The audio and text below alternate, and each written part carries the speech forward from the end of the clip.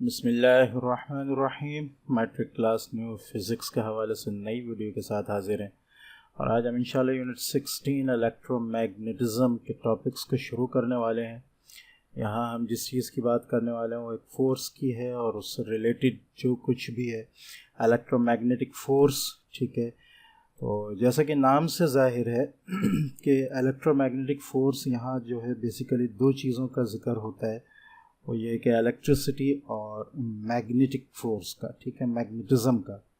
ठीक है, तो अगर हम इलेक्ट्रोमैग्नेटिज़म की डेफिनेशन करें, जो कि आपका यहाँ पे यूनिट का नाम भी है, तो electromagnetism it is the study of magnetic field of current. ठीक है, अच्छा इसको हम बाद में डिस्कस करेंगे। पहले हम यहाँ ये देख लेते हैं कि शुरू में इन्होंने कुछ बातें हमें फंडामेंटल बातें बताई हैं जिनमें उन्होंने चार फोर्सेस का जिक्र किया है। एक इलेक्ट्रोमैग्नेटिक फोर्स, ठीक है, एक ग्रेविटी, एक वीक फोर्स और एक स्ट्रॉन्ग फोर्स। इसको वीक फोर्स और स्ट्रॉन्ग फोर्स का बेसिकली ये वीक न्यूक्लियर फोर्स है और स्ट्रॉन्ग न्यूक्लियर फोर्स है। ठीक है, तो ये चार बेसिक फोर्सेस हैं जो पूरी कायनात पर किसी भी चीज़ को, किसी भी कहना चाहिए कि मामले को अपने साथ पूरी कायनात में यानी इन्होंने जोड़ के रखा हुआ है। ठीक है, तो इनमें ग्रेविटेशनल फोर्स जो है वो तो हम उसको बहुत कहना चाहिए तफसील से पहले भी जिक्र कर चुके हैं कि ग्रेविटेशनल फोर्स एक ऐसी फोर्स है जो कि कहना चाहिए कि एक लार्ज पैमाने पर काम करती है। वो बड़े बड़े मासेस को जो है वो अपने साथ जोड़ के रखती है, बड़े बड़े सैयारों को, बड़े बड़े सैटेलाइट्स वगैरह को। ठीक है, दूसरी फोर्स जो है वो इलेक्ट्रोमैग्नेटिक फोर्स है। तो इलेक्ट्रोमैग्नेटिक फोर्स जो है बेसिकली उसका जो काम है वो ये है कि वो एटम्स और मॉलिक्यूल्स को जो है वो आपस में इंटरेक्ट रखती है, जोड़ के रखती है। ठीक है, उसके बाद हमारे पास न्यूक्लियर फोर्स आ जाती है। ठीक है, जिसमें एक वीक न्यूक्लियर फोर्स है और एक स्ट्रॉन्ग न्यूक्लियर फोर्स है। न्यूक्लियर फोर्स और इलेक्ट्रोमैग्नेटिक फोर्स में थोड़ा सा फ़र्क है। इलेक्ट्रोमैग्नेटिक फोर्स जो है वो मैसेस को नहीं बल्कि मैसेस का जिक्र तो ग्रेविटी में आ गया, एटम्स और मॉलिक्यूल्स को जो है वो आपस में जोड़ के रखती है इलेक्ट्रॉन्स की मूवमेंट और नॉन मूवमेंट के ज़रिए। ठीक है, जबकि न्यूक्लियर फोर्स जो है चाहे वो वीक हो चाहे वो स्ट्रॉन्ग हो, वो न्यूक्लियस में जो है वो प्रोटॉन्स और न्यूट्रॉन्स को जो है आपस में जोड़ के रखने का काम करती है अगर वो स्ट्रांग है। और अगर वीक है तो फिर यानी ये यूँ कहें कि न्यूक्लियर फोर्स जो है वो फ्यूजन का काम करती है बेसिकली। ठीक है, न्यूक्लियस के जो पार्टिकल्स हैं न्यूट्रॉन्स और प्रोटॉन्स उनको जोड़ कर रखती है, जबकि वीक न्यूक्लियर फोर्स जो है वो इसके बरक्स काम करती है, यानी फिजन का काम करती है। जहाँ नीड होती है न्यूक्लियस के ब्रेकअप होने की, वहाँ उस चीज़ में वो मददगार साबित होती है। एमिशन ऑफ रेडिएशंस वगैरह में जो है वीक न्यूक्लियर फोर्स जो है अपना किरदार अदा करती है। तो ये तीनों में चारों में बेसिकली बुनियादी फ़र्क है और यही चार बेसिक कहना चाहिए फोर्सेस हैं जो पूरी यूनिवर्स में काम कर रही हैं और चीज़ों को आपस में जोड़ कर रखती हैं। यही चीज़ यहाँ पर पूरी कहना चाहिए इस शुरू के जो इन्होंने डिस्कशन की है वो बताइए। ठीक है, तो मैंने आपको ये चीज़ जो है वो थोड़ा सा चार लफ्ज़ों में ये चारों जो फोर्सेस हैं उनको आपको जो है वो बता दिया है कि इनका आखिर काम क्या है। ठीक है, अच्छा आगे इलेक्ट्रोमैग्नेटिज्म के बारे में बताया कि वो सर्व करती है basic principle of working for many home appliances. घर के अंदर बहुत सारी चीज़ें ऐसी हैं जहाँ इलेक्ट्रोमैग्नेटिज्म जो है वो बहुत ज़्यादा काम कर रहा होता है। ठीक है, जिनमें जनरेटर्स हैं, ठीक है, जिनमें ट्रांसफार्मर्स हैं, उसके अलावा रेफ्रिजरेटर्स वगैरह हैं। ठीक है, तो इलेक्ट्रोमैग्नेटिज्म जैसे कि मैंने शुरू में जिक्र किया, इलेक्ट्रोमैग्नेटिज्म क्या चीज़ है, जैसे कि नाम से जाहिर है कि ये बेसिकली इलेक्ट्रिसिटी और मैग्नेटिज्म का कॉम्बिनेशन है।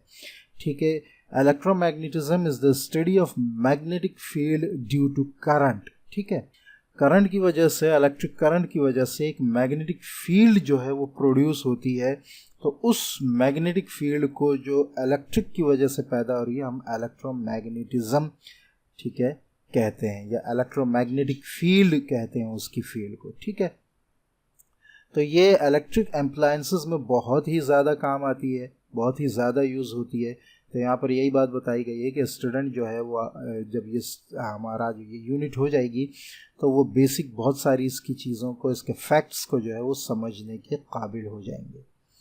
ठीक है, अच्छा, आगे नेक्स्ट जो टॉपिक इन्होंने लिया है वो है इलेक्ट्रोमैग्नेटिक फोर्स। ठीक है, तो जब ये इलेक्ट्रिसिटी की वजह से एक मैग्नेटिक फील्ड क्रिएट होती है तो जाहिर मैग्नेटिक फील्ड की हमें पता है कि एक फोर्स होती है जो कि एक फोर्स ऑफ अट्रैक्शन या रिपल्शन होती है। ठीक है, तो वो या तो अपने साथ जो दूसरी चीज़ होती है जो कि ख़ास तौर पर मैग्नेट हो या कोई मेटल हो उसको अट्रैक्ट करता है, ठीक है, या रिपेल करता है। ठीक है, तो वो एक फोर्स क्रिएट करता है। तो वो फोर्स जो इलेक्ट्रोमैग्नेटिज्म की वजह से आती है वो इलेक्ट्रोमैग्नेटिक फोर्स कहलाती है। ठीक है, तो उसी के बारे में यहाँ डिस्कशन हो रही है। The electromagnetic force as it name suggest is consist of two forces, electric and magnetic force. ठीक है, दो फोर्सेस जो है वो साथ काम कर रही होती हैं। इलेक्ट्रिक फोर्स की वजह से मैग्नेटिक फोर्स क्रिएट हो रहा होता है और उसकी वजह से फोर्स ऑफ रिपल्शन या फोर्स ऑफ अट्रैक्शन जो है वो आ रहा होता है। अच्छा, इससे पहले फिजिसिस्ट जो थे वो ये समझते थे कि ये दोनों फोर्सेस जो हैं वो अलग अलग हैं, लेकिन फिर बाद में हकीकत इनके सामने आई कि जब इलेक्ट्रिसिटी कहीं से पास होती है तो वो अपने साथ ही एक मैग्नेटिक फोर्स को क्रिएट करती है, कि जब मैग्नेटिक फील्ड को क्रिएट करती है कि जब उस मैग्नेटिक फील्ड के अंदर कोई भी रिलेटेड ऑब्जेक्ट उसके अंदर आए तो वो उसको जो है अट्रैक्ट या रिपेल करेगी। ठीक है, now the electric charge interacts with charge particle whether they are moving और stationary to create a field in which the charges can influence one another. Electric charge जो है, देखें इलेक्ट्रिक चार्ज जो है वो दो फील्ड्स को जो है वो क्रिएट करता है, एक तो इलेक्ट्रिक फील्ड को, ठीक है, दूसरे मैग्नेटिक फील्ड को। तो यहाँ जो ये बात बता रहे हैं वो बता रहे हैं कि इलेक्ट्रिक चार्ज जो है इंटरेक्ट करता है दूसरे चार्ज पार्टिकल के साथ, चाहे वो मूव कर रहा हो या स्टेशनरी हो। हमें पता है कि इलेक्ट्रिक चार्ज दो किस्म के होते हैं। ठीक है, एक तो इलेक्ट्रोस्टैटिक्स के रिलेटेड कि वो यानी वो चार्जेस जो है वो रुके होते हैं। ठीक है, और मूविंग चार्जेस भी होते हैं। ठीक है, तो चार्जेस चाहे मूव कर रहे हो या स्टेशनरी हो वो एक फील्ड क्रिएट करते हैं। ठीक है, जिसके अंदर वो दूसरे चार्जेस को जो है वो इन्फ्लुएंस करते हैं। When those charge particles are set in motion however they begin to exhibit the second component magnetic force. ठीक है, जब वो मोशन में जाते हैं, ये याद रखिएगा कि चार्ज जो होता है वो जब तक स्टेशनरी होता है मैग्नेटिक फील्ड को क्रिएट नहीं करता।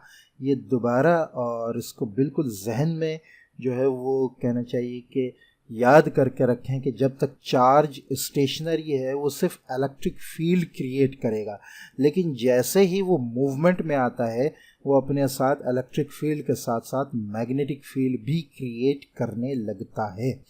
ठीक है, इसकी डिस्कशन तफसील से आगे भी आ जाएगी लेकिन यहाँ आपने ये बात याद रखनी है, उसी को इन्होंने यहाँ जिक्र किया है। हाँ, they begin to exhibit the second component, वो एक नया कंपोनेंट क्रिएट करना शुरू कर देते हैं, मैग्नेटिक फोर्स या magnetic field as a charge particle start to move. ठीक है, जैसे चार्ज पार्टिकल अच्छा ये यहाँ से when those charge particle set in motion, जैसे ही वो एक मूवमेंट में आते हैं ये they begin to exhibit second component magnetic force, एक नई चीज़ बनाना शुरू कर देते हैं जो कि मैग्नेटिक फोर्स कहलाती है। मीन्स कि वो मैग्नेटिक फील्ड क्रिएट करना शुरू कर देते हैं। अच्छा, as a charged particle start to move they produce a magnetic field surrounding them as illustrated in figure 16.3, जैसा कि इसमें फिगर में बताया गया है। As a result, when electrons flow across a wire to charge your computer or phone or switch on your TV, the weak magnetic field produced around the wire. ठीक है, charge जैसे ही चलने लगता, हम बटन ऑन करते हैं तो charge चलने लगता है। ठीक है, तो जब वो जैसे ही वो चलने लगता है वायर से वो गुजरता है तो वो अपने गिर्द एक मैग्नेटिक फील्ड बना लेता है। अच्छा, ये मैग्नेटिक फील्ड जो है यहाँ आई थिंक इन्होंने यहाँ जिक्र नहीं किया है। ठीक है, लेकिन इस मैग्नेटिक फील्ड की एक डायरेक्शन होती है, यह आपने याद रखना है। देखें एरो भी बने हुए हैं, आप इस डायरेक्शन को कैसे याद रखेंगे, तो इसका आप किस तरह समझेंगे। ये जो देखें ये करंट का फ्लो है, ये करंट फ्लो कर रहा है इस तरफ से इस तरफ जा रहा है, तो जहाँ करंट फ्लो करेगा वहाँ आप अपना हाथ एक अपना कहना चाहिए मुट्ठी बना लेंगे और जैसे हम घूंसा बनाते हैं ना मारने के लिए किसी को, उस तरह का। और अपने थंब जो है उसका रुख इस तरफ करेंगे जिस तरफ करंट जा रहा है, ठीक है। तो यहाँ मैं थोड़ी सी पिक्चर भी बना देता हूँ आपके लिए। देखें, जैसे ये आपकी उंगलियाँ हैं, ठीक है, ऐसे मुक्का आप बना लेंगे, ठीक है। और जो आपका अंगूठा है उसको आप इस तरफ ऐसे निकाल देंगे, ठीक है। तो आपकी जो ये उंगली, ये राइट हैंड है, ठीक है, ये याद रखिएगा, ये राइट हैंड है आपका, ठीक है। तो ये अंगूठा इस तरफ होगा, आपका अंगूठा बता रहा है कि करंट किस तरफ जा रहा है, देख रहे हैं, ठीक है। तो ये जो उंगलियां हैं, ये जो है ये उंगलियां इस तरफ ऐसे मुड़ी हुई होंगी, ठीक है। मीन्स कि आपका करंट जो है यूं फ्लो कर रहा है, इस तरफ ऐसे फ्लो कर रहा है, देख रहे हैं, ठीक है। ये मैं फिर बताऊं, ये आपने हाथ बनाया, या आपके हाथ का पाम है यानी हथेली है, ठीक है। यहाँ से उंगलियां ऐसे घूमकर इस तरफ आई हैं, ये राइट हैंड है, ये बात याद रखनी है आपने, ठीक है। और ये आपका अंगूठा इस तरफ है, इसको बाहर निकाल दें, ये आपका करंट का फ्लो बता रहा है, ठीक है।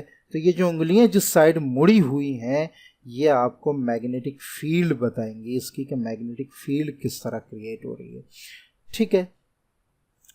आई होप ये आपको अच्छी तरह समझ में आया होगा, ठीक है। तो नहीं समझ में आया हो तो कमेंट्स में बता दिएगा, मैं इंशाल्लाह इसको मज़ीद तफसील से एक कहना चाहिए पिक्चर वगैरह के साथ भी डेमोन्स्ट्रेट कर दूंगा, ठीक है। बहरहाल यहाँ मैंने जो आपको एक हाथ का जो एक नक्शा बना के दिखाया, आई होप कि उससे आपको अच्छी तरह समझ में आ गया होगा। लेकिन ये याद रखना है कि ये राइट हैंड के मुताबिक चलेंगे आप, अंगूठे का रुख करंट के फ्लो की तरफ करेंगे तो उंगलियों का रुख जो है वो आपको बता देगा कि आपका मैग्नेटिक फोर्स कैसे, किस डायरेक्शन में क्रिएट हो रही है, ठीक है।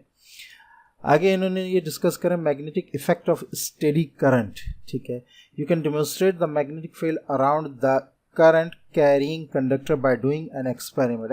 एक एक्सपेरिमेंट के ज़रिए जो है वो आप इस चीज़ को डेमोन्स्ट्रेट कर सकते हैं, ठीक है।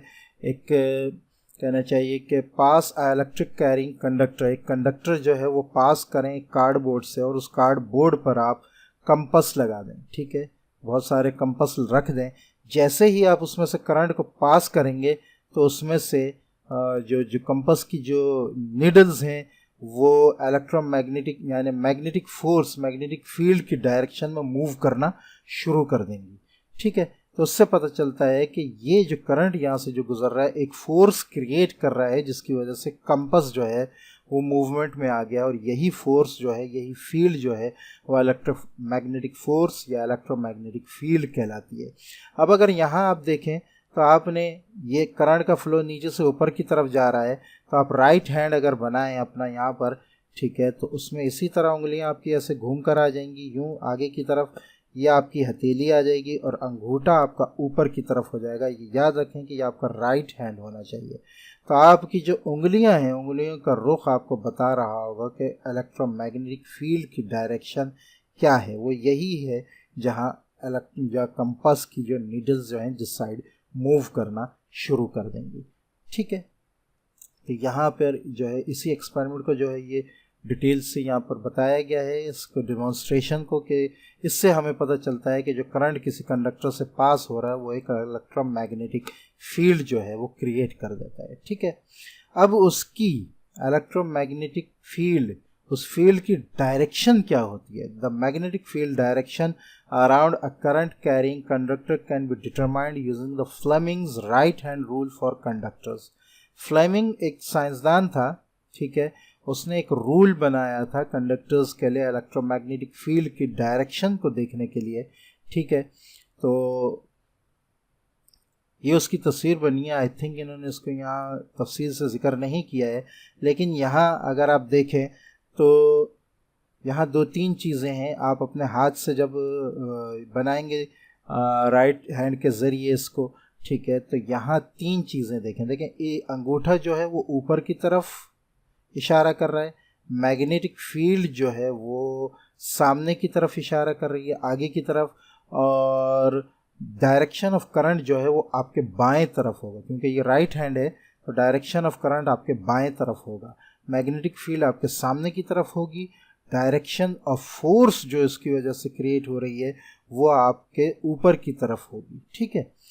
अच्छा तो ये जो है फ्लेमिंग ने जो बात कही थी, फ्लेमिंग ने ये कहा था कि मैग्नेटिक फील्ड और डायरेक्शन ऑफ करंट जो है वो मैग्नेटिक फील्ड और डायरेक्शन ऑफ करंट जो है वो आपस में एक दूसरे के परपेंडिकुलर होंगे। जैसा कि आपको नज़र आ रहा है मैग्नेटिक फील्ड आपके सामने की तरफ जा रही है, डायरेक्शन ऑफ करंट जो है वो आपके बाएं तरफ है, तो यकीनन ये दोनों एक दूसरे के परपेंडिकुलर होंगे। और जो फोर्स इन दोनों की वजह से क्रिएट हो रही है वो इन दोनों के परपेंडिकुलर होगी। ठीक है, अब इन दोनों के परपेंडिकुलर जो है वो इस तरफ भी हो सकती है, ऊपर की तरफ भी हो सकती है और नीचे की तरफ भी हो सकती है। ठीक है, तो ये दोनों परपेंडिकुलर होती है। अब भाई ऊपर की तरफ हो या नीचे की तरफ हो, तो इसके बाद फ्लेमिंग के बाद जो है एक और साइंसदान ने इसको जो है दरियाफ्त किया था कि इसका जो डायरेक्शन ऑफ फोर्स जो है वो इन दोनों के जो है वो ऊपर की तरफ होगी राइट हैंड के मुताबिक। ठीक है, देखें परपेंडिकुलर जो फोर्स है वो इस तरफ भी लग सकती है और इस तरफ भी लग सकती है, दोनों जो है वो इन दोनों के 90 डिग्री बनाएंगे। ठीक है, लेकिन बाद में ये दरियाफ्त हुआ कि भाई इसकी डायरेक्शन सिर्फ और सिर्फ ऊपर की तरफ होगी अकॉर्डिंग टू राइट हैंड। ठीक है, according to right hand rule. ठीक है, तो यह आपने बात याद रखनी है कि मैग्नेटिक फील्ड अगर आपके सामने जा रही है, direction of current right hand के मुताबिक आपके बाएं तरफ जाएगा और इन दोनों की वजह से जो फोर्स क्रिएट हो रही है वो ऊपर की तरफ जाएगी। ठीक है, अच्छा अब ये आपको नीचे यहाँ से आगे तक एक कॉन्सेप्ट समझाया जा रहा है। ठीक है, कि जब करंट फ्लो करेगा तो मैग्नेटिक फील्ड की डायरेक्शन क्या होगी। ठीक है, यहाँ अगर आप दोनों डायग्राम्स देखें तो यहाँ बीच में डॉट है, यहाँ क्रॉस है। अच्छा, ये डॉट और क्रॉस से क्या मुराद है? अगर हम एक तीर कमान को देखें, तीर को, ठीक है, तो इस तरह की शेप होती है। यहाँ जो इसका पीछे का हिस्सा होता है ये क्रॉस टाइप होता है। ठीक है, तो अगर इस तीर को हम देखें पीछे से तो हमें क्रॉस नज़र आएगा ऐसे। ठीक है, और अगर हम आगे से देखें तो हमें डॉट नज़र आएगा। तो अगर इस कॉन्सेप्ट को हम जहन में रखें, ठीक है, कि हमें जब क्रॉस नज़र आ रहा हो तो इसका मतलब तीर आगे की तरफ जा रहा है, ठीक है, हमसे दूर जा रहा है। और अगर हमें डॉट नज़र आया तो इसका मतलब तीर जो है वो हमारी तरफ आ रहा है, हमारे करीब आ रहा है। ठीक है, तो इस कॉन्सेप्ट को लेकर हम यहाँ चलें तो ये जो डायग्राम है ये मैग्नेटिक फील्ड बताती है करंट की डायरेक्शन से। यहाँ जो करंट की डायरेक्शन ये डॉट है, डॉट मीन्स कि तीर जो है वो आपकी तरफ आ रहा है। इस कॉन्सेप्ट को लेके चल रहा है, तीर आपकी तरफ आ रहा है मीन्स करंट आपकी तरफ आ रहा है, यानी बिल्कुल चलते हुए ये आपकी तरफ आ रहा है। जहाँ आप देख रहे हैं ना, इसकी डायरेक्शन आपकी तरफ है। ठीक है, तो मैग्नेटिक फील्ड जो है वो इस तरह होगी। ठीक है, ये देख रहे हैं एंटी क्लॉकवाइज जा रही है। और अगर अब यहाँ क्रॉस नज़र आ रहा है, ठीक है, इस तरह डिमॉन्स्ट्रेशन की जाती है करंट की और मैग्नेटिक फील्ड की। ठीक है, तो अगर ये करंट जो है ये आपसे दूर जा रहा है, ये क्रॉस नज़र आ रहा है मीन्स कि ये जो कमान है ये आपसे दूर जा रहा है। ठीक है, तो ये करंट जो है आपसे दूर जा रहा है, यानी ये पेपर के अंदर जा रहा है, पेपर से निकल नहीं रहा। ठीक है, तो मैग्नेटिक फील्ड इस तरह होगी। देख रहे हैं, यही चीज़ यहाँ पे बताई गई है।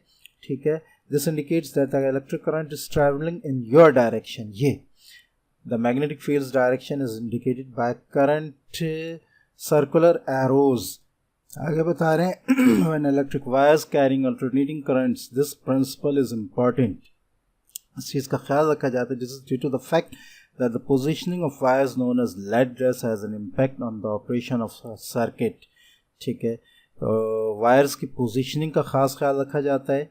इससे जो मैग्नेटिक फील्ड है इसके असर को कम करने के लिए। When possible, conductors are grouped in pairs to reduce heating and radio interference caused by the magnetic field created by electric current flow. जब किसी भी कंडक्टर से इलेक्ट्रिक करंट फ्लो होता है, जो मैग्नेटिक फील्ड जो है वो क्रिएट होती है, तो वो अपना एक असर रखती है। ठीक है, एक इफ़ेक्ट लेकर आती है, हीटिंग इफ़ेक्ट हो या रेडियो इंटरफेरेंस हो किसी भी किस्म का।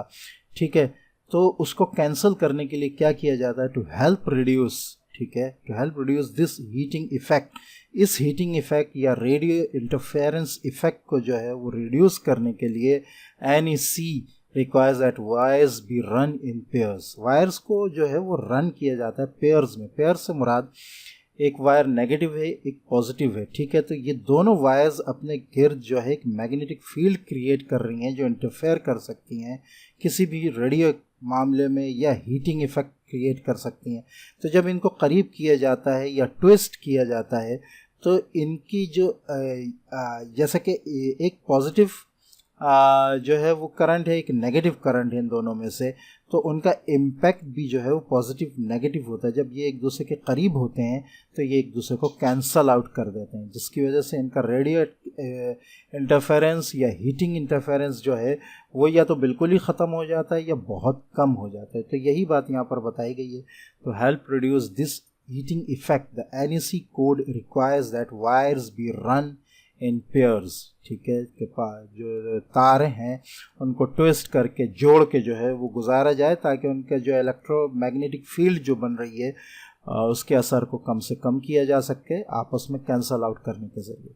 दिस कन्वेंशंस, ये जो कन्वेंशन है क्रॉस और डॉट वाला, are used to show the link between electric current flow and the magnetic field.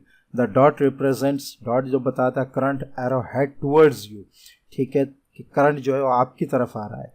The cross on the right represent the tail end of the current arrow, ठीक है, current arrow का tail end बता रहा है, मतलब ये कि heading away from you, कि करंट आपसे दूर जा रहा है, ठीक है। तो ये जो है ये इसका कॉन्सेप्ट है पूरा, ठीक है। आगे बता रहे हैं magnetic field produce by current carrying conductor, ठीक है। ये बात मैं पहले शुरू में बता चुका हूँ कि जब इलेक्ट्रिक चार्ज कोई भी रेस्ट की पोजीशन पर होता है तो वो कोई मैग्नेटिक फील्ड क्रिएट नहीं करता, लेकिन जैसे ही वो मूवमेंट में आता है या करंट कहीं फ्लो करता है तो वो अपने गिर्द मैग्नेटिक फील्ड को क्रिएट करता है, ठीक है। तो उस मैग्नेटिक फील्ड का मैग्नीट्यूड क्या है, उसकी डायरेक्शन क्या है, उस चीज़ को यहाँ डिस्कस किया जा रहा है, ठीक है। Magnetic field produce by current carrying conductor, ठीक है। When electric charges are at rest, यहाँ चार्जेस की बात हो रही है। चार्ज जब रेस्ट पे होता है they exert electrostatic forces of attraction और रिपल्शन ऑन ईच अदर। एक फोर्स जो है जो इलेक्ट्रोस्टैटिक फोर्स कहलाती है, जिसको हम डिस्कस भी कर चुके हैं, वो एक्सर्ट करते हैं एक दूसरे पे। As we know that isolated moving charges produce both electric and magnetic field. मैंने आपको बताया है कि चार्ज जैसी मूव करने लगता है उससे पहले वो इलेक्ट्रिक फोर्स लगा रहा होता है जो कि इलेक्ट्रोस्टैटिक फोर्स कहलाती है, लेकिन जैसे ही वो मूवमेंट में आता है वो मैग्नेटिक फोर्स भी लगाने लगता है, मैग्नेटिक फील्ड भी क्रिएट करने लगता है। But an electric current through a conductor produces only a magnetic field. अच्छा, यहाँ एक बात याद रखें कि यहाँ बातें हो रही हैं दो चीज़ों की, एक हो रही है बात चार्ज की और एक बात हो रही है करंट की। तो चार्ज जो है वो इलेक्ट्रिक फोर्स भी क्रिएट कर रहा होता है, मैग्नेटिक फोर्स भी क्रिएट कर रहा होता है जब मूवमेंट में आ जाए, ठीक है। जबकि इलेक्ट्रिक करंट जो है वो सिर्फ मैग्नेटिक फील्ड क्रिएट कर रहा होता है, ठीक है। यही बात यहाँ पर बताई गई है।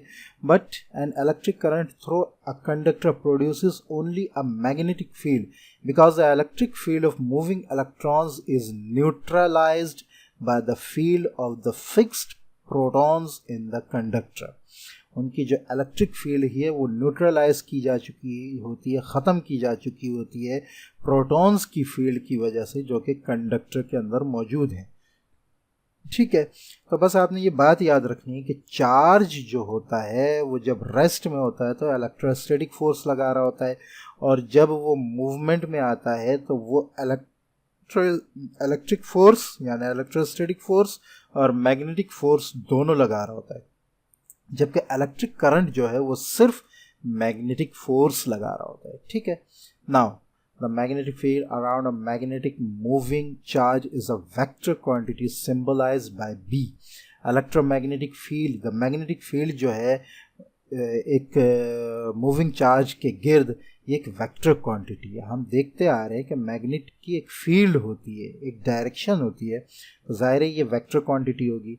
इसको सिंबलाइज किया जाता है बी के ज़रिए, ठीक है। Now suppose a particle carrying charge Q is projected with speed we.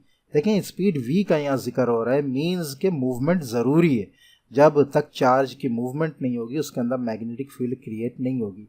Now suppose a particle carrying charge Q, एक चार्ज गुजरा है क्यू, ठीक है, स्पीड v के साथ एक मैग्नेटिक फील्ड में, ठीक है, into a magnetic field of magnetic induction B, उसकी magnetic induction जो है वो B है, such that angle between B and V is theta, ठीक है, B और V के दरमियान जो है वो एंगल जो है वो है थीटा, ठीक है। ये दो टर्मिनल्स हैं, ठीक है, पॉजिटिव नेगेटिव, ठीक है, चार्ज पार्टिकल इनके दरमियान दाखिल हो रहा है, ठीक है, चाहे वो पॉजिटिव है या नेगेटिव, इसकी वेलोसिटी इस साइड है, ठीक है, और जो मैग्नेटिक फील्ड है वो इधर क्रिएट हो रही है। तो आप देख सकते हैं कि मैग्नेटिक फील्ड की डायरेक्शन ये है, ठीक है, और इस चार्ज की डायरेक्शन जो है वो ये है, ठीक है। तो यहाँ एक थीटा है, एक एंगल क्रिएट हो रहा है, ठीक है, ये एंगल, इस एंगल का जिक्र हो रहा है, ठीक है। तो such that the angle between B and V is theta. The magnetic field of the charged particle interacts with the magnetic field of the magnet in which it is sent. अब ये जो मैग्नेटिक फील्ड जो charge particle का है, ये charge particle जो है जो अब आया है इस फील्ड के अंदर, ठीक है, पॉजिटिव नेगेटिव, ठीक है, क्योंकि ये जैसे ही मूवमेंट में आया है ये चार्ज पार्टिकल, इसने मैग्नेटिक फील्ड क्रिएट करना शुरू कर दी है और ये दाखिल हुआ है इस मैग्नेटिक फील्ड में, तो ये इंटरेक्ट करेगा, या तो रिपेल करेगा या अट्रैक्ट करेगा, ठीक है। अच्छा, सपोज ये इलेक्ट्रॉन है और ये नेगेटिव फील्ड है, तो ये इस तरफ जाने लगेगा, देख रहे हैं, पॉजिटिव टर्मिनल की तरफ जाने लगेगा, ठीक है। बहरहाल इंटरेक्ट करेगा, या तो अट्रैक्ट करेगा या रिपेल करेगा, यही चीज़ यहाँ बताई गई है। The magnetic field of the charge particle interacts, इसने भी एक मैग्नेटिक फील्ड क्रिएट की है जो इस मैग्नेटिक फील्ड से जो है इंटरेक्ट करने लगता है, interacts with the magnetic field of the magnet which is in which it is sent, जिसके अंदर ये आया है, due to which a force is produce, एक फोर्स प्रोड्यूस होगी जो इसको अट्रैक्ट करेगी या रिपेल करेगी, एक्ट्स अपॉन द पार्टिकल, ठीक है, जो इस पार्टिकल पर एक्ट करेगी। Now it is found that ये the force acting on the particle is directly proportional to the charge, जितना चार्ज इसका ज़्यादा होगा फोर्स उतनी ज़्यादा इसके ऊपर लगेगी, ठीक है, एक बात। दूसरी बात, the force acting on the particle is directly proportional to the velocity जितनी इसकी ज़्यादा होगी फोर्स उतना ही ज़्यादा एक्ट करेगी इसके ऊपर, फोर्स ऑफ अट्रैक्शन होगी या रिपल्शन, जो कुछ भी, ठीक है। The force is directed perpendicular to the plane containing V and B, ठीक है, फोर्स जो है वो परपेंडिकुलर होगी to the plane containing V and B, ठीक है, इस तरफ लेके जाने लगेगी इसको। अब ये डायरेक्टली ऐसे ऊपर की तरफ नहीं जाएगा, खींचेगा, ठीक है, हर दफ़ा परपेंडिकुलर होती जाएगी। अगर ये इस मैग्नेटिक फील्ड ये ज़्यादा नहीं हुई तो ये ऐसे घूमता घूमता ऐसे थोड़ा सा इंटरेक्ट होता हुआ इसके बीच में से निकल जाएगा। लेकिन अगर ये मैग्नेटिक फील्ड बहुत ही ज़्यादा हुई तो ये यूँ घूमना शुरू करेगा और हर दफ़ा जो फोर्स जो है वो इसको परपेंडिकुलर घुमाएगी, घुमाते इसको एक सर्कुलर पाथ में लेकर आ जाएगी। ये इसी तरह इसके गिर्द इसके अंदर जो है परपेंडिकुलर घूमता रहेगा। ये परपेंडिकुलर जो मूवमेंट है ये इसको सर्कुलर मूवमेंट पर मजबूर कर देगी। यही चीज़ यहाँ पर पूरी बताई गई है, ठीक है। The force is directed perpendicular to the plane containing V and B, ठीक है। नाउ अब इन तीनों को हम कंबाइन करें। Combining above 3 observations we found that F is equal to Q into V cross B। F जो है ये जो फोर्स जो कहना चाहिए क्रिएट हो रही है ये बराबर है चार्ज और उसके साथ साथ वेलोसिटी और magnitude of that magnetic field, ठीक है, मैग्नेटिक फील्ड इंडक्शन के क्रॉस प्रोडक्ट के साथ, ठीक है। अच्छा, ये दोनों वेक्टर हैं, ये याद रखें। जब वेक्टर आपस में क्रॉस होते हैं, वेक्टर्स का आपस में प्रोडक्ट आता है और वहाँ थीटा बन रहा हो तो हम साइन लेते हैं उसका, ठीक है। तो अब अगर यहाँ आप लें तो आपके पास B की वैल्यू जो आ जाएगी वो आ जाएगी B is equal to F upon QV। हमें मैग्नेटिक फील्ड इंडक्शन को जो है मालूम करना है, जो यहाँ पे बी है, ठीक है। तो क्यू वी चूँकि यहाँ क्रॉस हो रहा है, इसके साथ मल्टीप्लाई हो रहा है, तो यहाँ जाकर ये डिनोमिनेटर में चला जाएगा, क्यू वी एफ के नीचे आ जाएगा। तो B is equal to Q V. Theta हमारे पास मौजूद है और यहाँ वेक्टर्स का जिक्र हो रहा है, तो लिहाजा हम साइन थीटा लेंगे, ठीक है। जैसा कि मैंने बताया कि जब दो वेक्टर्स आपस में क्रॉस हो रहे हो, उनका प्रोडक्ट लिया जा रहा हो और उनके दरमियान थीटा मौजूद हो, तो वहाँ वैल्यू मालूम करने के लिए हम उस थीटा का साइन लेते हैं। और अगर दो स्केलर्स आपस में मल्टीप्लाई हो रहे हो, उनके दरमियान थीटा हो, तो हम वहाँ कॉस लेते हैं, कॉस थीटा, ठीक है। तो यहाँ हम साइन थीटा लेंगे। बी की वैल्यू हमारे पास आ जाएगी, B is equal to F upon Q V sine theta, ठीक है। तो अगर इनकी कहना चाहिए कि हम वो लें, इनके यूनिट्स वगैरह को लेकर देख कर करें, तो हमारे पास एफ की जो है फोर्स की यूनिट न्यूटन आ जाएगी, क्यू की चार्ज कूलम्ब आ जाएगी और वेलोसिटी की हमारे पास मीटर पर सेकेंड आ जाएगी, ठीक है। आगे मज़ीद बताया newton upon ampere into metre, ठीक है। तो इज इक्वल टू 1 टेस्ला। ये तीन चार चीज़ें आपको बताई हैं कि ये जो मैग्नीट्यूड है, मैग्नेटिक फील्ड इंडक्शन का जो एस यूनिट है, एसआई यूनिट, वो है टेस्ला। टेस्ला के बारे में इन्होंने यहाँ भी बताया, tesla is a unit of magnetic flux density in the MKS system. It is equivalent, अच्छा MKS सिस्टम में, ठीक है, equivalent to 1 weber per square metre. 1 tesla is equal to 10⁻⁴ gauss, ठीक है। तो बहरहाल ये आप इससे मालूम कर सकते हैं। अब अगर हम टेस्ला को लें, तो टेस्ला को जो है वो, उसको आप 2-3 मैग्नीट्यूड से, 2-3 यूनिट से जो है वो बता सकते हैं, जिसमें हमारे पास एक आ गया न्यूटन पर कूलम्ब, ठीक है, न्यूटन पर कूलम्ब मीटर। उसके अलावा न्यूटन पर एम्पेयर मीटर भी ले सकते हैं, ठीक है। एम्पेयर पर न्यूटन और न्यूटन पर एम्पेयर सेकंड भी लिया जा सकता है, ठीक है। तो बहरहाल ये 3-4 इन्होंने चीज़ें बता दी हैं यूनिट्स के हिसाब से। ये आपने याद रखना है कि जब हम मैग्नेटिक फील्ड इंडक्शन को पता कर रहे होंगे, उस फोर्स को, तो हमें यहाँ जो है वो F अपॉन क्यू वी जो है वो मालूम होना चाहिए, यानी F, Q और V की जो है हमें वैल्यू, उसके साथ साथ थीटा की वैल्यू भी हमें मालूम होनी चाहिए, ठीक है। तो ये आज हमारा कहना चाहिए यूनिट 16 इलेक्ट्रोमैग्नेटिज्म का पहला लेसन था, जिसमें हमें काफ़ी तफसील से कहना चाहिए कि हमने काफ़ी काम की चीज़ें जो हैं वो सीखी हैं। नेक्स्ट इंशाल्लाह हम इसके बाद जो है मैग्नेटिक फील्ड की डिस्कशन है, उसको डिस्कस करेंगे। मिलते हैं नेक्स्ट वीडियो में, तब तक के लिए इजाज़त। अस्सलामु अलैकुम व रहमतुल्लाहि व